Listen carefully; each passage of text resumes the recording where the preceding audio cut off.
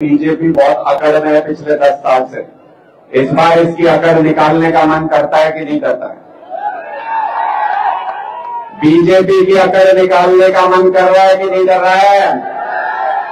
तो इस बार बीजेपी की मरोड़ निकालनी है, बीजेपी की अकड़ निकालनी है इस बार। क्यों? सुनना मेरी बात ध्यान से। 2-3 चीजें जो बहुत गंभीरता से हमको सुननी चाहिए। ये मोदी जो है, ये अरविंद केजरीवाल जी को जेल में डाल के ये सोच रहा था कि इसको जेल में डाल देता हूं, पीछे से चुनाव लड़ लूंगा, जीत लूंगा। इसको नहीं पता था ऊपर वाला कुछ और ही सोच रहा है। चुनाव से ठीक पहले अरविंद केजरीवाल जेल से बाहर आ चुके हैं। मैंने कहा मोदी जी, जेल में बंद शेर के सामने तो कोई भी खड़ा हो सकता है, हिम्मत है तो खुले मैदान में शेर का सामना करके दिखाओ, आपको आपकी हकीकत पता चल जाएगी। आज शेर जेल से बाहर है और बीजेपी वाले छुपते फिर रहे हैं। आज उनको समझ नहीं आ रहा, जाएं तो जाएं कहां, छुपे तो छुपे कहां। क्यों? क्योंकि पिछले 10 साल में इतना अत्याचार, इतना अन्याय, इतना पाप कर रखा है भारतीय जनता पार्टी ने कि भगवान के भेजे हुए अरविंद केजरीवाल के हाथ से विनाश होने से डरते हैं भारतीय जनता पार्टी के लोग। उनको लगता है कि बीजेपी का सुपड़ा साफ अगर कोई आदमी कर सकता है तो वो अरविंद केजरीवाल कर सकता है। इसलिए अरविंद केजरीवाल को जेल से बाहर आते ही घबरा रही है बीजेपी। मैं आप लोगों से पूछना चाहता हूं, सिर्फ 3 ही बात करेंगे, 3 बातों के अंदर सारी बातें आ जाएंगी। मुझे सिर्फ इतना बता दो, जो अन्नदाता हमारा पेट भरता है, जो अन्नदाता भरी दोपहरी में खेत के अंदर बंजर जमीन में भी जो अन्न पैदा करके हमारा पेट भरने का काम करता है, पिछले 5 सालों से उस अन्नदाता के साथ जो अन्याय और अत्याचार चल रहा है, क्या वो अन्याय और अत्याचार होना चाहिए था अन्नदाता के साथ? क्या ऐसा अन्याय अन्नदाता के साथ होना चाहिए? नहीं ना। ऐसा अन्याय अन्नदाता के साथ जिस सरकार ने किया है, उस सरकार को जड़ से उखाड़ फेंकने का हमारे पास मौका आ गया। ये 25 तारीख वही एक मौका है। मैं आपसे पूछता हूं, 5 साल तक इन युवाओं को अगर रोजगार चाहिए तो नेताओं के पास जाना पड़ता है। महिलाओं को मान सम्मान की रक्षा के लिए अगर पुलिस से कोई काम पड़े तो नेताओं के यहां चक्कर लगाने पड़ते हैं। गांव का कोई काम हो, गली का कोई काम हो, बिजली का कोई काम हो, सड़क का कोई काम हो, आपको नेताओं के घर के चक्कर लगाने पड़ते हैं 5 साल तक। 5 साल के बाद एक ऐसा मौका आता है जब इन नेताओं को आपकी ड्योढ़ी पे सर झुकाना पड़ता है, आपके दरवाजे पे हाथ जोड़ने पड़ते हैं। चुनाव वही एक मौका है। और कैसे आता है ये मौका? ये बाबा साहब अम्बेडकर ने आजादी के बाद जो संविधान लिखा, उस संविधान के अंदर लिख दिया, मेरे वोट की भी उतनी कीमत है जितनी आपके वोट की कीमत है, और उतनी ही कीमत प्रधानमंत्री नरेंद्र मोदी के वोट की भी है। सबके वोट की बराबर कीमत है। ये बाबा साहब हमको अधिकार देके गए। हमारी इस उंगली के अंदर वो ताकत देके गए बाबा साहब कि हम बराबरी से कितने भी बड़े नेता की आंख में आंख डाल के सवाल पूछ सकते हैं।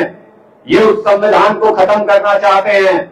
ये बाबा साहब के बनाए हुए दिए हुए अधिकारों को खत्म करना चाहते हैं।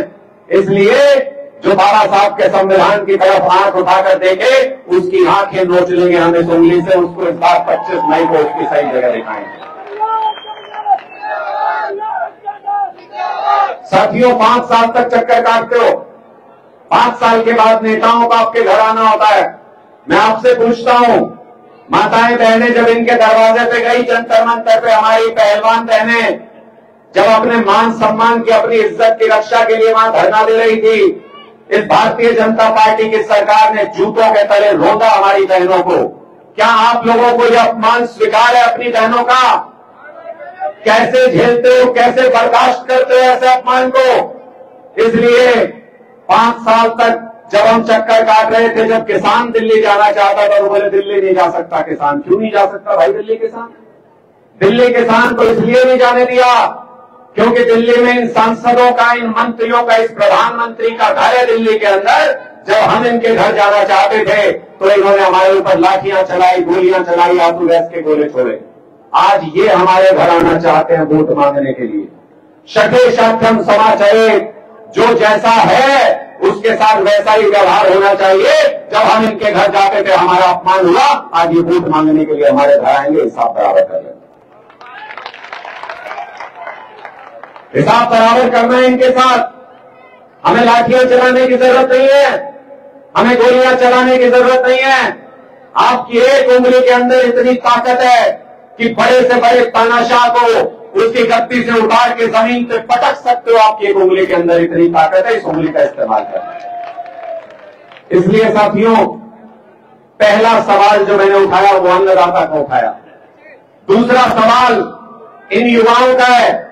इनका कोई कसूर नहीं है, लेकिन फिर भी इन्होंने पिछले चुनाव में भी वोट किया होगा, उससे पिछले में भी किया होगा, उससे पहले इनके बाप दादा ने वोट किया होगा। लेकिन जब ये नौकरी मांगने के लिए जाते हैं तो सरकार कहती है हमारे पास नौकरी नहीं है। 2 लाख सरकारी नौकरी हरियाणा के अंदर खाली पड़ी है। 25 लाख युवा हरियाणा के अंदर बेरोजगार भटक रहा है। मैं इन युवाओं से कहना चाहता हूं, आम आदमी पार्टी के झंडे उठा लो। जिन हाथों में आज आम आदमी पार्टी के झंडे उठाओगे, उन हाथों में कल नौकरी का सर्टिफिकेट होगा, ये मैं गारंटी देता हूं आपको। साथियों, ऐसी सरकार चुनना जो आपको राशन के लिए लाइन में खड़ा नहीं करे। ऐसी सरकार चुनना जो नौकरी की लाइन टूटने नहीं दे। एक भर्ती के बाद दूसरी भर्ती, दूसरी के बाद तीसरी, तीसरी के बाद चौथी भर्ती खत्म नहीं होनी चाहिए। इन युवाओं को सेना में जाते थे अपने इलाके के युवा, सवेरे शाम में देखता था मेहनत करते थे। किसी गांव में चले जाओ, उसके बाहर सड़कों के ऊपर सैकड़ों बच्चे मेहनत करते हुए मिलते थे, सेना के लिए तैयारी करते थे।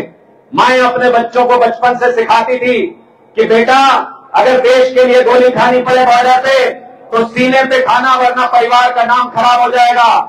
ऐसी माओं को सलाम करता हूं, लेकिन ऐसी जवानी को इस भारतीय जनता पार्टी की सरकार ने बर्बाद कर दिया। सड़कें सूनी हो गई, गांव के बाहर कोई तैयारी नहीं करता बच्चा, इसलिए क्योंकि इन्होंने कहा अग्निपथ में 4 साल में रिटायर कर देंगे फौजियों को। 4 साल में रिटायर कर देंगे, मतलब 17 साल में हमारा बच्चा भर्ती होगा और 21 साल में रिटायर हो जाएगा। पिता नौकरी कर रहा है, बच्चे को रिटायर कर दिया। 2-3 दिन पहले राजनाथ सिंह अपने रक्षा मंत्री जो देश के बने बैठे हैं, वो कह रहे थे कोई खराबी नहीं इसमें, 4 साल में बच्चे रिटायर होके कोई और नौकरी कर सकते हैं। मैंने कहा राजनाथ सिंह जी आप 72 साल के हो गए, मोदी जी 74 साल के हो गए, ये अभी भी रिटायर नहीं होना चाह रहे। 72 और 74 साल के होके भी हमारे बच्चों को 21 साल की उम्र में रिटायर करना चाहते हैं। मैं आप सबसे माताओं, बहनों से, बुजुर्गों से आह्वान करता हूं, जो आपके बच्चों को भरी जवानी में रिटायर करना चाहते हैं, ऐसे भारतीय जनता पार्टी के नेताओं को हमेशा हमेशा के लिए रिटायर कर दीजिए, हमेशा हमेशा के लिए। हमारे बच्चों को जवानी में रिटायर करना चाहते हैं, हमारे बच्चों का भविष्य बर्बाद करना चाहते हैं, इनको सबक सिखाने का मौका है। ये 2-3 चीजें अगर आपके जहन में होंगी, अगर हमारे अन्नदाता का अपमान आपको याद है, अगर हमारी बहन बेटियों का अपमान आपको याद है वो मंत्री संदीप सिंह, हरियाणा सरकार का मंत्री, जो हमारी बहन को घर बुला के, जूनियर महिला कोच को घर बुला के उसकी अस्मत के साथ खिलवाड़ करने की कोशिश की। उसका पुलिस में FIR दर्ज है, पुलिस को सबूत मिले, चार्जशीट फाइल हो गई। बीजेपी ने कहा हम इस मंत्री को नहीं हटाएंगे। अरे हमारी बहन बेटियों की कोई मान सम्मान की कोई कीमत नहीं तुम्हारी नजर में? जो बहन बेटियों के मान सम्मान की कोई कीमत न रखे, उस भारतीय जनता पार्टी को जमीन सुंघा दो। इस बार आपका खून खोलना चाहिए कि हमारी बहन बेटियों के साथ इस तरीके का अत्याचार हुआ। मैं इसलिए आपसे कहना चाहता हूं, ये 2-3 बातें अपने जहन में बिठा लो। इस अपमान का बदला लेने का वक्त है। इस अपमान का बदला आप अपने उंगली की चोट से ले सकते हो। इस अपमान का बदला आप 25 तारीख को वोट डाल के ले सकते हो। इस बार मुकाबला आसान है आप लोगों के लिए। क्यों? पहले 4-4, 5-5 उम्मीदवार खड़े हो जाते थे, किसी का कोई रिश्तेदार, किसी का कोई रिश्तेदार। आप लोग भी दिक्कत में रहते थे, इसको वोट दूं कि इसको वोट दूं। इस बार चुनाव में वोट की सिर्फ 2 ही ढेरियां हैं।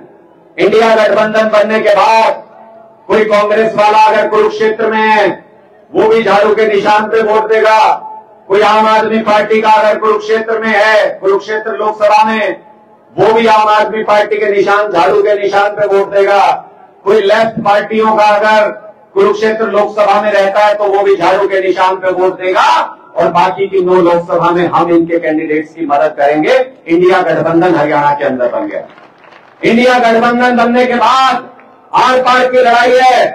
वोट की सिर्फ 2 ही ढेरियां हैं। एक अंध भक्तों की ढेरी है, जिनको चश्मा लगाओ कि उतारो सिर्फ मोदी नजर आता है। उन अंध भक्तों का वोट अभी भी भारतीय जनता पार्टी को जाएगा। लेकिन जो देश के ऊपर मर मिटने का जज्बा रखते हैं, उन सारे देशभक्तों का वोट इस बार इंडिया गठबंधन के पास जाएगा। सारे देशभक्तों का। पार पार की लड़ाई है। इंडिया गठबंधन की और बीजेपी की लड़ाई है। मैं आपसे कहना चाहता हूं, अगर कोई तीसरा उम्मीदवार चुनाव मैदान में है और आपके पास वोट मांगने के लिए आता है, तो समझ जाना भारतीय जनता पार्टी के इशारे पर हमारे वोट काटने के लिए चुनाव मैदान में उतरा है। वो हमारे वोट काटना चाहता है। किसानों से, माताओं बहनों से, युवाओं से गद्दारी करना चाहता है वो आदमी। अगर कोई आपके कान में आके ये कहे कि कोई बात नहीं, ताऊ का लाल है, इसको वोट दे दो, तो मैं छाती ठोक के आज आपके सामने बताना चाहता हूं, ये ताऊ के लाल नहीं है, ये भारतीय जनता पार्टी के दलाल हैं। खुले में कहता हूं, भारतीय जनता पार्टी के दलाल हैं। 750 किसानों की शहादत के बाद भी जो आदमी राष्ट्रपति के चुनाव में बीजेपी को वोट देता हो, जो राज्यसभा चुनाव में बीजेपी की मदद करता हो, जो विश्वास मत हरियाणा विधानसभा में आए तो बीजेपी की मदद करता हो, जो यमुनानगर में चेयरमैन का चुनाव हो तो बीजेपी की मदद करता हो, जो राजस्थान में बीजेपी के उम्मीदवारों के लिए प्रचार करने जाता हो, इसका मतलब उस आदमी ने किसानों की पीठ में छुरा घोंपा है, उनके विश्वास को तोड़ने का काम किया है। ऐसे आदमी के ऊपर एक भी वोट खराब मत करना, एक वोट भी नहीं जाना चाहिए।